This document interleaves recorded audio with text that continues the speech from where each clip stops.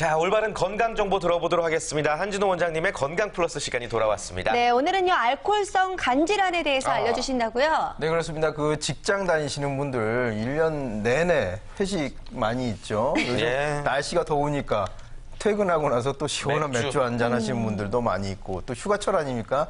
휴가철에 이 술이 빠질 수가 없죠. 근데 이 술 하면은 생각나는 게 안 마시자니 좀 뭔가 아쉽고, 마시면 건강을 해칠 것 같고, 이런 생각이 들어서 애증의 관계가 있는데요. 그건 뭐냐면 알코올을 너무 과도하게 섭취하면 좋지 않은 건 사실이에요. 바로 알코올성 간 질환의 어떤 그 위험성을 내포하고 있기 때문인데요. 오늘은 이 알코올성 간 질환의 증상, 위험성, 예방법, 치료법까지 자세히 알려드리도록 하겠습니다. 아, 이 술. 아, 정말 저는 너무 좋아하는데요. 이 알코올성 간 질환은 사실 또 무서워요. 이 간에 어떤 이상이 있어야지 알코올성 간 질환이라고 얘기를 들을 수 있는 건가요? 이제 알코올이라는 물질의 그 대사 특성상 90에서 98% 거의 대부분이죠. 그래서 간에서 분해가 되게 됩니다. 그래서 이 알코올의 섭취는 간에 미치는 영향이 그만큼 크다고 이렇게 볼 수 있는데요. 우선 알코올로 인해서 생기는 첫 번째 질환은 지방간을 들 수가 있습니다. 지방간 상태에서는 그 증상이 드러나지는 않고요. 그다음에 알코올 섭취가 이제 지나치고 지속되게 되면 알코올성 간염이 오게 되면 간에 염증이 생기는 거죠. 또한 간 조직에 섬유화가 일어나면 이걸 간경화 또는 간경변이라고 하는데요. 간경화는 매우 심각한 질환이에요. 그래서 결국 끝에 가서는 간을 이식해야 하는 이런 위험한 질환이기도 합니다. 네, 그렇습니다. 알코올성 간 질환이라고 하기 때문에 당연히 태진 씨가 좋아하는 그 술을 마셔야지만 이 증상이 생기기 마련인데 그렇다면 이 증상의 원인은 뭘까요? 우선 이제 지방간이라고 하는 것은 간의 표면에 지방층이 쌓이는 것인데요. 이제 알코올이 분해되는 과정에서 지방산이 발생되고 이것을 중화하는 과정에서 발생된 지방이 간에 쌓이는 것을 이제 지방간이라고 합니다. 알코올성 간염은 이제 과도한 알코올 섭취에 의해서 간 조직이 피로해지면 여기에 염증이 생기고 이렇게 해서 발생하는 것인데요. 이때 금주, 술을 끊어야겠고요. 휴식을 취하고 이게 진행되는 경우에는 치료가 필수적입니다. 또 간염이 지속되면은요, 간 조직이 섬유화가 됩니다. 이러면 간경변으로 진행이 되는데요. 간경변은 치료가 필수예요. 그런데 치료에 반응이 없는 경우가 있거든요. 그래서 결국에는 간 이식만이 유일한 치료법이 되는 아주 무서운 질환이죠.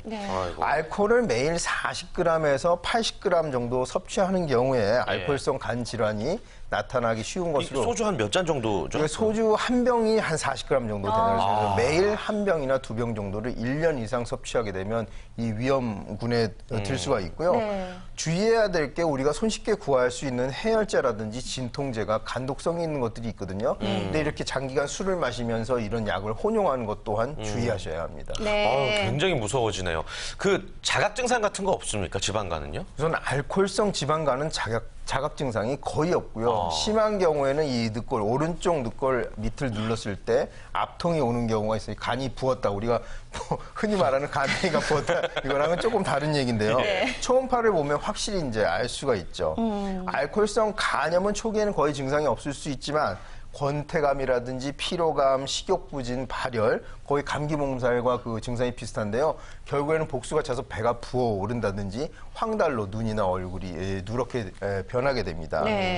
간경변은 아까부터 계속 심각한 질환이라고 말씀을 드렸는데요.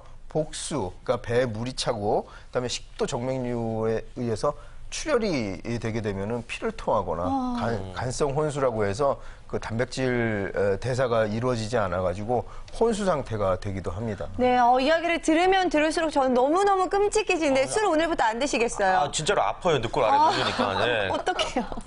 아무래도 너무 끔찍하다는 생각도 드는데 자, 그렇다면 이 알코올성 간 질환을 앓고 계신 분들은 수치상 얼마나 되는 건가요? 그러니까 알코올 중독을 포함해서 알코올 의존적인 분들에서 이제 알코올성 간 질환이 많이 나타나는데요. 2011년 그 조사 결과에 의하면 우리 국민 중에서 14만 7천여 명이 알코올성 간 질환을 앓고 있는 것으로 이렇게 조사됐고요. 2009년 조사에 의하면 알코올성 간 질환으로 한 해 사망하는 분들이 3,586명으로 이렇게 조사가 됐습니다. 우리나라에서만요? 비율로 보자면 40대, 50대 중년 남성의 비율이 가장 많았는데요. 알코올성 간 질환 대상자의 그 절반 넘는 숫자가 이 40, 50대 중년 남성으로 이렇게 나타났고 남성이 여성에 비해서 6배 정도 많은 걸로 이렇게 나타났습니다. 네. 아무튼 이 술 한 잔이 가져다주는 기쁨에 비해서 우리가 너무 감내해야 될 것들이 너무나도 많다라는 생각이 드는데 이미 뭐 건강을 어느 정도 잃었지만 또 치료를 통해서 회복할 수 있는 방법도 분명히 있잖아요. 어떤 것들이 있을까요? 알코올성 지방간의 경우는 특별한 치료 없이 이제 금주, 술을 끊고요. 체중을 조절하면 가역적으로 언제든지 건강한 간으로 다시 돌아갈 수 있는 상태입니다. 네. 간염도 가벼운 경우에는 치료 없이 그 금주와 함께 휴식을 취하면 낫기도 하는데요. 증상이 지속되면 치료가 필요하고요. 간 경변의 경우에는 초기에는 치료도 가능합니다. 하지만 치료에 반응이 없는 경우가 있고 치료한다 해도 원래 상태로 복구되진 않아요. 한번 섬유화되면 그걸로 끝입니다. 그래서 무서운 질환이거든요. 네. 결국에는 간 이식을 해야 되는 이런 상태로 아주 심각해지는 경우가 있죠.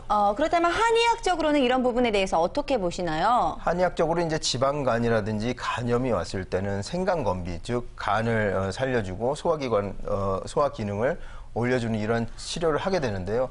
흔히들 한약이 간에 해롭다 이런 오해들을 많이 하고 계시는데 반대로 한약으로 간을 치료하는 사례는 부지기수입니다. 논문으로도 굉장히 많이 발표되어 있으니까 간이 좋지 않다고 한약을 멀리하는 것은 맞지 않는 일인 것 같고요. 네. 무엇보다도 양한방 모든 치료의 기본은 금주, 술을 끊는 것이 기본이라는 거 이것은 반드시 알고 계셔야겠습니다. 네. 제가 아는 분 중에 한 분은요, 이 알코올성 간질환은 굉장히 심하게 앓으셔서 수술도 여러 차례 하셨던 분이 계신데 그분께서 금주를 해야 된다는 것을 알고 있지만 와인은 괜찮아 하면서 와인을 또 그렇게 드세요. 또 술이잖아요. 그러니까요. 네. 무조건 금주하셔야 된다는 거 여러분들 명심하셔야 될 것 같고요. 또 이 질환에 따라서 가려 먹어야 되는 음식도 분명히 있죠. 아까 그 간성 혼수가 올 수 있는 심한 간 경변의 경우는 단백질 섭취도 제한을 해야 합니다. 네. 하지만 이제 지방간이나 간염의 경우에는 단백질 섭취가 권장이 되고요. 그렇다고 모든 단백질이 되는 게 아니라 지방이 적은 건강한 단백질을 섭취하는 것이 좋습니다. 이제 주변에 보다 보면 간이 안 좋기 때문에 보양해야 된다고 보양식을 하는 경우에 오히려 체지방이 더 늘기 때문에 지방간이 호전되지 않는 경우가 있으니까 그 점 주의하셔야겠고요. 일반적으로 우리가 체중 조절할 때 하는 건강식을 하시는 게 좋은데요. 네. 멀리 하셔야 될 것은 흰 쌀밥이나 설탕이나 밀가루 같은 흰 가루 3가지를 좀 조심해야 하고요. 네. 현미라든지 잡고 등푸른 생선, 채소 등 이렇게 건강한 식단을 조금씩 자주 골고루 섭취하는 것이 이 간 질환의 치료식으로 좋겠습니다. 네, 일단 가장 중요한 건 과한 음주는 절대로 해서는 안 되겠고요. 또 영양 가득한 음식을 규칙적으로 먹으면 된다라는 네. 것인데 사실 이야기는 쉽지만 이걸 지키는 것 자체가 좀 쉽지만 또 어려운 일이 될 수도 있을 것 그쵸. 같아요. 이 술 한 잔이 주는 기쁨이 너무 크기 때문에 참 이 절제한다는 거, 금주한다는 게 쉽지가 않은데 네. 대신에 술을 마시면서도 뭐 포금하지 않고 건강하게 좀 즐길 수 있는 방법이 분명히 있을 것 같아요. 그렇죠. 뭐 천천히 마시는 건 기본이고요. 네. 안주를 반드시 곁들이는 것이 많이 취하지 않는 방법 중에 하나입니다. 그 무기질이라든지 단백질, 그다음에 비타민 이런 것들이 풍부하게 함유된 음식을 같이 곁들이는 것이 좋고요. 또한 그 음주 전에 간단한 식사를 통해서 음식물을 섭취하면 그 알코올이 급속하게 흡수되는 것을 좀 막을 수가 있습니다. 빈속에 먹으면 안 되죠, 술은. 예. 그렇죠. 그리고 요새 많이 여러 가지 술을 막 섞어 마시는 분들이 많이 있는데요. 예. 이렇게 할수록 잡질이 많이 섞이게 됩니다. 특히 과실주나 곡주는 이 그 메탄올 성분도 있고 여러 가지 잡질이 있기 때문에 그 증류주 같은 단일 성분의 술보다 숙취가 훨씬 심해질 수 있어요. 그래서 한 가지 술을 천천히 마시는 것이 가장 올바른 그 음주법이라고 말할 수 있겠습니다. 네. 자, 그렇다면 한진우 원장님은 평소에 어떤 스타일로 좀 술을 즐기세요? 좀 건강하게 즐기시죠? 의사신데. 네.